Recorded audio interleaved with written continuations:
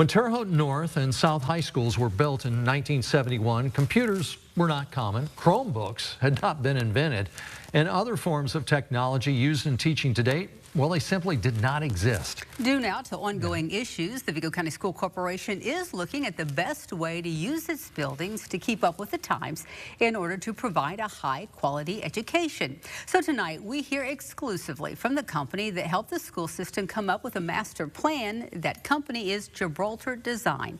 Specifically, we wanted to know why a new high school is being proposed. Education is constantly changing. Think about what you experienced in kindergarten and think about what kindergarten students are being asked to do today. Teaching and learning looks different. Chris Kingery works for Gibraltar Design.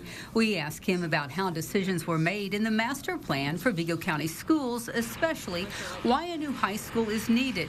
He says right now neither Terre Haute North or South high schools are near full capacity, and that makes them expensive to operate. And then there's the age of the more than 50-year-old buildings. If you travel around the state and you see what programming is offered at high schools, there's going to be some limitations at North and South. He says if the schools are kept as high schools, lengthy renovations would have to take place while students attended classes. It would likely be a child that's starting at the high school would live in construction their entire high school experience, and I don't think we think that's best for students.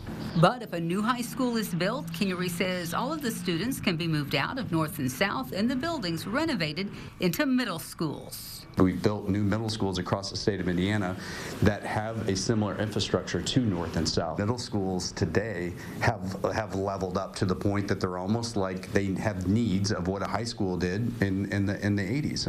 Meanwhile, Kingery says West Vigo High School in West Terre Haute can be renovated and modernized with students in the building. That's if middle school students there are moved to what's now Consolidated Elementary. Now, when you vacate the middle school, you then create a large section of the school that can operate in a staging place where teaching and learning can happen, because it would happen in certain areas of the building while they're renovating another area of the building.